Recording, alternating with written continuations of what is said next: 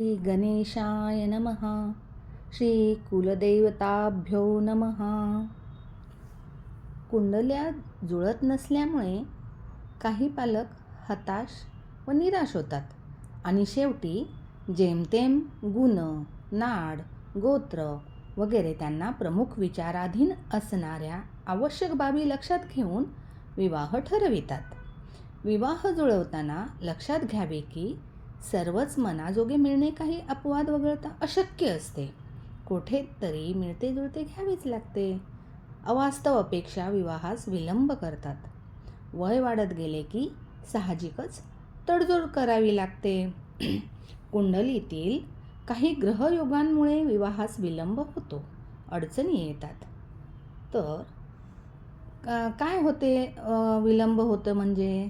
तर एखादे स्थळ पाहिले असता अनेक ठिकाणी कुंडली जुळते परंतु वारंवार नकार येणे, विवाह जुळता जुळता किंवा जुळल्यानंतर तुटणे, शेवटच्या क्षणी सगळं जमलं असताना विवाह फिसकटणे, पाहुणे पाहून गेले असले तरी निर्णयच कळवत नाहीत. या घटना कुंडलीतील या ग्रहयोगांमुळे घडतात. काय असतात हे ग्रहयोग? तर हे ग्रहयोग यांचा आपण कुंडलीतील विवाहाला विलंब होण्यासाठी काय अडचणी असतात यांचा विचार कुंडलीतून करूया. 1 नंबर विचार करण्यासाठी कुंडलीतील 7वे स्थान पाहावे. स्त्री मांगलिक आहे का ते पाहावे. चालू महादशा, अंतर्दशा यांचा आढावा घ्यावा. अडथळे येण्याची कारणे पाहावे. कुंडलीतील गुरुची स्थिती पाहावी. तसेच प्रेम, सौभाग्य, सुख, विवाह यांचा कारक शुक्र कुठे आहे ते पाहावे. कुंडलीत वाईट योग, कालसर्पयोग आणि शनीचे विविध दोष असतील तर विवाह होण्यास अडथळे येतात, उशीर होतो. शनीचे स्थान आणि दृष्टियोग पाहावे. शनी हा विलंबाचा कारक आहे.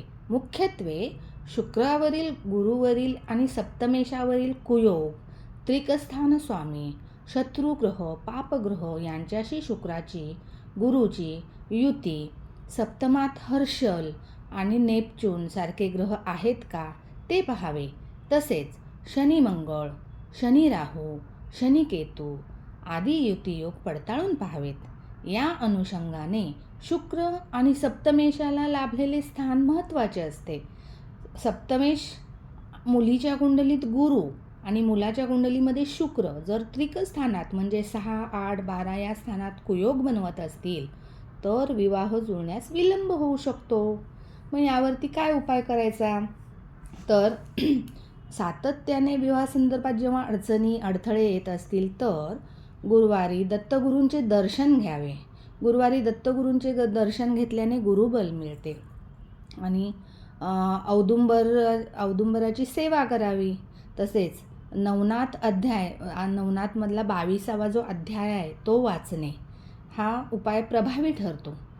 उपवर कन्येसाठी कात्यायनी देवीचा मंत्र ओम कात्यायनी महामाये महायोगिन्यधीश्वरी हा जो मंत्र आहे या मंत्राचा जप तिने करावा. जास्तीत जास्त जप केल्यानंतर यश नक्की येते. तसेच मुलींनी रुक्मिणी स्वयंवर या पोथीचे वाचन करावे आणि उपाय आणि उपासना या मनापासून जर केल्या तरच त्या फळतात. कारकग्रहांच्या दशांतर्गत आणि गोचर गुरुच्या कारक स्थान ग्रह यावरील दृष्टियोगात विवाह जुळून येतो. या उपायामुळे वारंवार येणाऱ्या अडचणी दूर होण्यास मदत होते. विवाह होण्यासाठी 36 पैकी किमान 18 गुण जमणे हा नियम आहे. त्यामुळे वधूपित्याने वराची व वधूची कुंडली जेव्हा परीक्षण करतो त्यावेळी विवाह संदर्भातील निर्णय घ्यावा. कुंडलीचे परीक्षण करून मुलीच्या कुंडलीत तिचा विवाह कोणत्या वयात होईल, कोणत्या दिशेला होईल, तिचा पती जो विवाह समयी त्याचं वय काय असेल, साधारण त्याला किती भाऊ असतील, किती बहिणी असतील आणि सासर कसे असेल हे सर्व मुलीच्या कुंडलीत समजते. उपवर वधूच्या कुंडलीत जर सप्तमेश चंद्र, शुक्र किंवा गुरु असेल आणि लग्नेश चतुर्थ भावात स्थित असेल तर त्या मुलीचा विवाह त्याच गावात किंवा शहरात होतो. जर सप्तम भावात चर राशी असेल तर विवाह दूरवर होतो. सप्तम भावात स्थिर राशी असेल तर तिचा विवाह जवळच होतो. विवाहाचा कालावधी कसा काढतात बरं? जेव्हा सप्तमेश बुध असेल आणि कुंडलीमध्ये तो पापग्रहांबरोबर नसेल तर मुलीचा विवाह लवकर होतो, कारण बुध हा कुमार ग्रह आहे. जर सप्तमेश मंगळ असेल तर तिचा विवाह मध्यम वयात होतो आणि सप्तम स्थानावर किंवा सप्तमेशावर जेव्हा शनीची दृष्टी येते तेव्हा विवाह विलंबाने होतो. आता विवाहाची दिशा कशी ओळखतात बरं? तर जेव्हा सप्तमेश धर्मत्रिकोणात म्हणजेच मेष, सिंह, धनु या राशींमध्ये असेल तेव्हा विवाह पूर्व दिशेस होतो.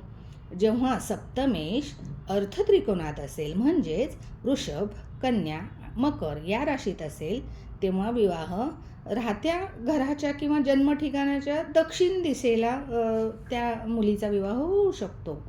जेव्हा सप्तमेश काम त्रिकोणात असेल म्हणजेच मिथुन, तुला व कुंभ राशीमध्ये असेल तर विवाहाची दिशा पश्चिम राहील. आणि जेव्हा सप्तमेश कर्क, मीन, वृश्चिक या मोक्ष त्रिकोणात असेल तेव्हा विवाह उत्तरेस होईल. पती कसा मिळेल हा जेव्हा प्रश्न पडतो तेव्हा सप्तमात शुभग्रह असेल किंवा सप्तमेश शुभग्रह असेल तर मुलीचा पती समान वयाने किंवा 2-4 वर्ष अंतराचा असतो. जर सप्तमात राहू केतूचा प्रभाव असेल तर मुलीचा पती तिच्यापेक्षा 8-10 वर्षांनी मोठा असून निमगोरा असतो. मंगळ असल्यास लाल चेहरा व शनी असल्यास चेहरा काळा असतो.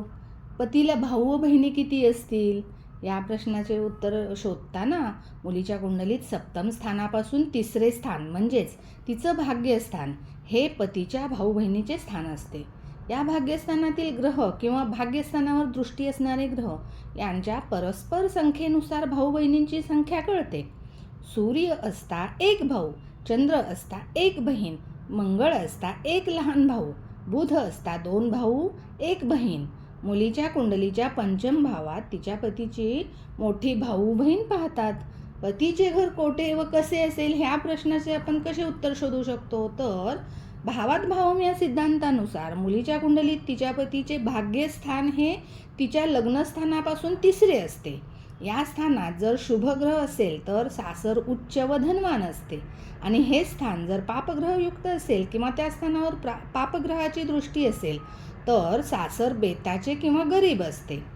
आता पतीचे शिक्षण व संतती या गोष्टींचा विचार करताना कुंडलीत कसे बघायचे? तर मुलीच्या कुंडलीत पतीचे शिक्षण हे लाभस्थान व पंचम स्थान पाहिले जाते.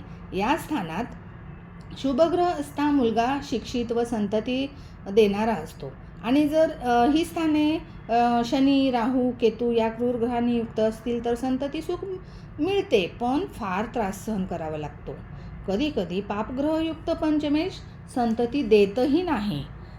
पतीची नोकरीसाठी कसं बघायचं मुलीच्या कुंडलीमध्ये? तर मुलीच्या कुंडलीचा जो 4र्थ भाव असतो तो बघतात. पतीची नोकरी कशी आहे, तो बिझनेस करणार की नोकरी करणार यासाठी. जर तो 4र्थ भाव मुलीच्या कुंडलीतला जर शुभग्रहांनी युक्त असेल तर पतीची नोकरी चांगली असते आणि 4र्थ स्थानात जर बुध असेल तर पती हा व्यवसाय करणारा असतो. ह्या प्रकारेच ह्याचा आपण विचार करू शकतो आपण. आता म्हणजे कसं आहे, ग्रहमिलन म्हणजे नक्की काय हे बघूया आपण. की ग्रहमिलन म्हणजे वधू आणि वर यांच्या कुंडलीतील ग्रह जेव्हा एकमेकांशी काय योग करतात ते पाहणे असते. उदाहरणार्थ जर वधूच्या कुंडलीत गुरु मेष राशीत आहे तर तो वराच्या कुंडलीत कोणत्या राशीत आहे हे बघणे. जर गुरु हा ग्रह वराच्या कुंडलीत सिंह राशीत असेल तर आपण असे समजू शकतो की वर आणि वधू यांच्या कुंडलीतील गुरु एकमेकांच्या नवपंचम योगात आहे. आता विवाहासाठी ग्रहमिलन करताना कोणत्या गोष्टींचा विचार करावा हे पाहू. की वधूचा रवी आणि वराचा चंद्र हे एकमेकांच्या नवपंचम योगात असले तर ते अतिशय शुभ असते. वधूचा मंगळ आणि वराचा शुक्र यांचा शुभ योग असावा. नवपंचम, लाभ, समसप्तक, वधू आणि वर यांच्या लग्न राशी एकमेकांच्या केंद्र नवपंचम लाभ योगात असाव्यात. षडाष्टक अथवा द्वादशक योग नसावा. वधूचा लग्नेश किंवा सप्तमेश वराच्या लग्नेशाच्या शुभयोगात असावा. वराच्या पत्रिकेतील लग्नेश पंचमेश, सप्तमेश, भाग्येश वधूच्या पत्रिकेत कोणत्या राशीत आहेत, तसेच वधूच्या पत्रिकेतील लग्नेश पंचमेश, सप्तमेश, भाग्येश वराच्या पत्रिकेत कोणत्या राशीत स्थानात आहेत हे पाहावे. हे पाहणे कसं महत्त्वाचं ठरतं. समजा मेष लग्नाची वराची पत्रिका असेल व पत्रिकेतील लग्नेश मंगळ सिंह राशीत आहे व तोच मंगळ मुलीच्या पत्रिकेत जर कर्क राशीत असेल, अशावेळी मुलाचा लग्नेश मंगळ मुलीच्या पत्रिकेत नीच राशीत आला, ही गोष्ट चांगली नाही आहे. किंवा मुलीचं लग्नेश मुलाच्या पत्रिकेत नीच राशीत असेल तर हेही चांगले नाही. याच पद्धतीने पंचमेश, सप्तमेश व भाग्येश पाहता आला पाहिजे. एकमेकांच्या पत्रिकेतील हे ग्रह शक्यतो नीच राशीत नसावेत. स्वराशीत, मित्र राशीत किंवा उच्च राशीत असल्यास ग्रहमिलन उत्तम होते. तसेच या ग्रहांचे नवमांश कुंडलीतील बळही तपासून पाहायचे. यामुळे ग्रहमिलन व्यवस्थित केल्यानंतर मुलांना पुढच्या त्यांच्या आयुष्यामध्ये सुखकर गोष्टी होण्यामध्ये मदत होते.